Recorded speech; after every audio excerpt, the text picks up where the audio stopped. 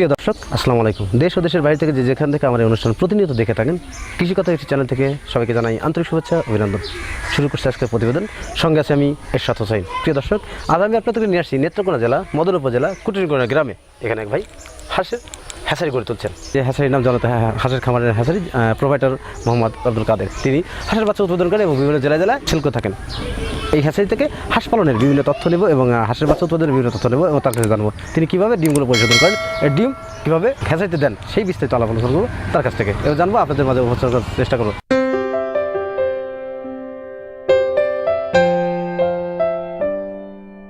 আসসালামু আলাইকুম। ওয়ালাইকুম ভালো আছেন? আপনার নাম কি? জাকির হোসেন। জাকির, আপনার গ্রামের বাড়ি কই? কুটিরগোনা। আচ্ছা, এই যে এইখানে আমি শুনছি বাচ্চা উৎপাদন করা হয় তুষ পদ্ধতিতে। জি, আমি আপনার কাছে জানতে চাচ্ছি কিভাবে আপনি ডিম থেকে বাচ্চা উৎপাদন করেন, প্রথম পর্যায়ে আপনি ডিম কোথা থেকে সংগ্রহ করেন? মনে করেন যে বিষয়টা হচ্ছে প্রথম থেকে আমরা খামার থেকে ডিম সংগ্রহ করি, ঠিক আছে? খামার থেকে ডিম সংগ্রহ করার পর যে প্রথমত এনে আমরা রোদ্রে দিই। রোদ্রে যে ডিমগুলো ময়লা থাকে এটি জীবাণুনাশক দিয়ে আমরা পরিষ্কার করি। কি জীবাণুনাশক দিয়ে থাকেন আপনারা? ডেটল দিয়ে আর কি, ডেটল জীবাণুনাশক দিয়ে আমরা এটা পরিষ্কার করে, ডেটল দিয়ে পানির সাথে মিক্স করে সেগুলো পরিষ্কার করেন আর কি। তারপরে জি, তারপর মনে করেন এটা আমরা রোদ্রে দিই। রোদ্রে দিলে তাপ যখন হাত গরম হয় তখন সেখান থেকে পোটলা বেঁধে আমরা এই বক্সে এনে রাখি। আপনার এই বাচ্চা উৎপাদনের অভিজ্ঞতা কতদিনকার? মনে করেন এটা আমার বাবা 1990 সাল থেকে এটা চালু করছে।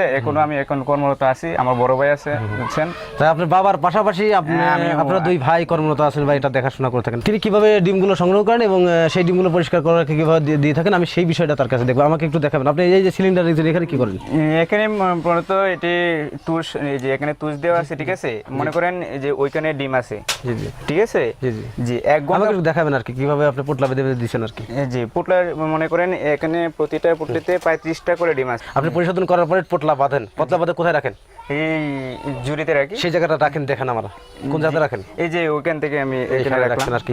আচ্ছা, আমি তো শুনছি তুষ এবং হারিকেনের মাধ্যমে পদ্ধতিতে আপনি বাচ্চা উৎপাদন করেন। এই যে তাহলে ডিম রাখছেন, হারিকেনটা কোথায় রাখেন? হারিকেনটা ওই একটাতে ডিম আর একটাতে হারিকেন রাখে। আপনি যদি এখানে 10টা সিলিন্ডার থাকে, এগুলো তো সিলিন্ডার বলা হয়, তাহলে 10টা সিলিন্ডার কয়টাতে ডিম দেন আর কয়টাতে হারিকেন দেন? মনে করেন 10টা সিলিন্ডার থাকলে 5টাতে ডিম দেওয়া যায় আর 5টাতে হারিকেন থাকে। এটা আসলে এটা কি স্থায়ীভাবে থাকে না অদল বদল করা হয়? না, 2 ঘন্টা পর পর একটা থেকে আরেকটা মাঝে নেওয়া হয়। এটার তাপমাত্রা নির্ণয় করেন আপনি কিভাবে? তাপমাত্রা মনে করেন প্রথম অবস্থায় 7 দিন, যেটা থেকে 96 ডিগ্রি আর কি তাপমাত্রা রাখতে হয় 7 দিন অবস্থায়।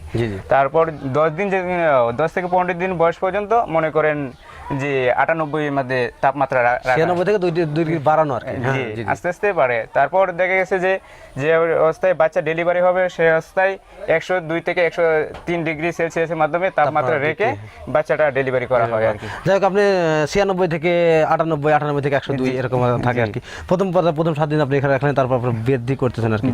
আপনারা মূলত কি কি জাতের বাচ্চা উৎপাদন করে থাকেন? প্রথমত আমরা 4 জাতের বাচ্চা উৎপাদন করে থাকি। কি জাতের?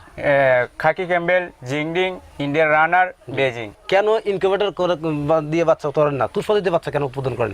মনে করেন যে বিষয়টা হচ্ছে ইনকিউবেটর কিন্তু একটা আধুনিক পদ্ধতি, ঠিক আছে? আর আমাদের যে বিষয় যে প্রাচীনতম পদ্ধতি, মনে করেন ইনকিউবেটর বাচ্চা অনেকটাই মনে করেন সুস্থ সবল হয় না।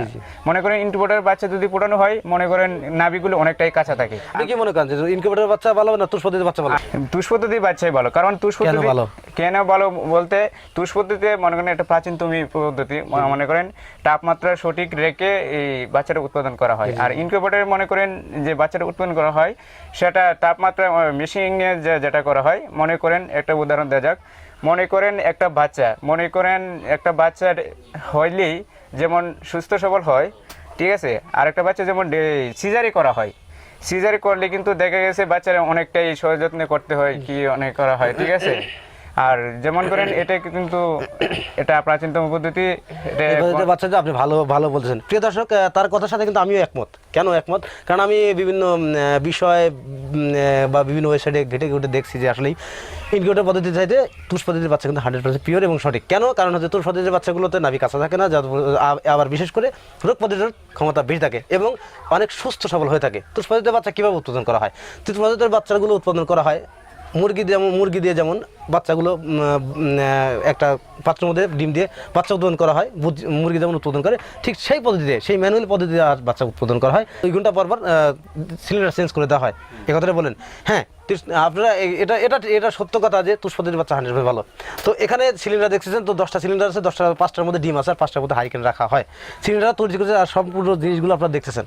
হ্যাঁ, তো এখানে যে ঘট যে সিলিন্ডারগুলো করা আছে টোটালি তালাই দিয়ে করা আছে। তো আপনার তো এই তুষ পদ্ধতির বাচ্চা উৎপাদনের বয়স হচ্ছে 1990 সালে, বিগত 30 বছরের। জি, আমার বাবা এটা আপনার বাবা করছে বা আপনি ই করছেন। আচ্ছা, আপনার তো এই যে আমাদের বেকারত্ব সমাজ, বেকারত্ব দেশ, এই দেশের বাচ্চা উৎপাদন করে মানুষকে দিচ্ছেন এবং তা বেকার সমাজকে অনেক লাভবান করতেছে বা আমাদের দেশকে অনেক দূরে অর্থনৈতিক দিক থেকে অনেক দূরে আগানো সম্ভব। আর এখান থেকে যে পরিমাণ মাংস এবং আমিষের চাহিদা পূরণ হচ্ছে, তা আশা করি যে আমাদের বাংলাদেশে অতি দ্রুত আমিষ বা মাংসের চাহিদা পূরণ হবে বিভিন্ন এই খামার থেকে। তো এতে আপনার গুরুত্বপূর্ণ ভূমিকা আমার রাখছেন, ধন্যবাদ জানাই আমার কৃষি কথা ইউটিউব চ্যানেল থেকে আপনাদেরকে যে আপনারা এত পরিশ্রম করছেন। আচ্ছা, এই যে বাচ্চাগুলো উৎপাদন করেন, এই বাচ্চার রেটটা দেন কত করে? আর মনে করেন খাকি ক্যাম্পেল রেট কত? খাকি ক্যাম্পেল যেটা খাকি ক্যাম্পেল এ গ্রেড যেটা মহিলা, এটা আমরা রেট ধরতেছি একদিন বয়সেরটা 35 টাকা। 35 টাকা দিয়ে দিচ্ছি। আর যেটা পুরুষ, এটা পুরুষটা হচ্ছে 25 টাকা পিস। এভারেজ কত করে নেন? এভারেজ 30 টাকা পিস। এই যে ইন্ডিয়ান রানার বা বেজিং বা জিন্ডিং, এগুলোর রেট কত করে? জিন্ডিংটা খাকি ক্যাম্পেলের মতোই, মনে করেন মহিলাটা 35 টাকা আর এভারেজটা মনে করেন 30 টাকা। বাছাই করেন কিভাবে আপনারা? বাছাই করেন মনে করেন আমাদের পুরুষ মহিলা বাছাই করে আমরা বিক্রি করি। কিভাবে? কোনো মেশিনের মাধ্যমে বাছাই করেন না? আমরা নিজেরাই হাতের মাধ্যমে ম্যানুয়ালি বাছাই করেন। এটা কতটুকু নিশ্চয়তা দিতে পারেন টোটালি সম্পূর্ণ 100%? আমি যেটা মনে করেন আমি আশা করলে যে আমরা যেহেতু মানুষের মাধ্যমে করা হয়, মনে করেন 99% আমরা গ্যারান্টি দিতে পারি। মানে একটা ভুল যেতে পারে। প্রিয় দর্শক, ম্যানুয়াল পদ্ধতিতে সব জিনিস ভালো, যেমন ম্যানুয়াল পদ্ধতিতে বাচ্চা উৎপাদন করা ভালো, ম্যানুয়াল পদ্ধতিতে চেক দেওয়া ভালো। এতে এক পিসও পুরুষ যাওয়ার কথা না যদি আপনি মহিলা চান, এবং যদি আপনি আবারও চান সেটা আবারও দেবে। তো দামটা জানলেন, তবে আরেকটা কথা গুরুত্বপূর্ণ না বললেন না, দামটা কিন্তু অবশ্যই ওঠানামা করে, কারণ কাঁচামালের জিনিস একদিন বাড়ে একদিন কমে। 35 টাকা 30 টাকা হতে পারে, 28 টাকা হতে পারে বা 40 টাকা হতে পারে। জি, এটা ওঠানামা করে।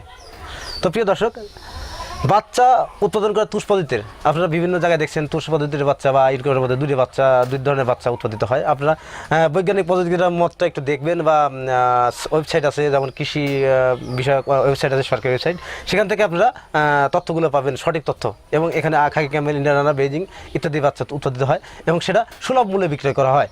তো আপনি যাদের বাচ্চা প্রয়োজন, ভাইয়ের সাথে যোগাযোগ করবেন, ডিসক্রিপশনে নাম্বার দেওয়া থাকবে এবং ভিডিও স্ক্রিনে তার নাম্বার দেওয়া থাকবে। সেটাও স্থান নেত্রকোনা জেলা মধুপুর জেলা কুটুরিকোনা গ্রামে মসজিদের পাশে। আপনারা দয়া করে সেখান থেকে বাচ্চা সংগ্রহ করতে পারবেন। প্রিয় দর্শক, আর যে পর্যন্ত দেখা হয় পরবর্তী ভিডিওতে। ভালো থাকেন, সুস্থ থাকেন, আল্লাহ হাফেজ।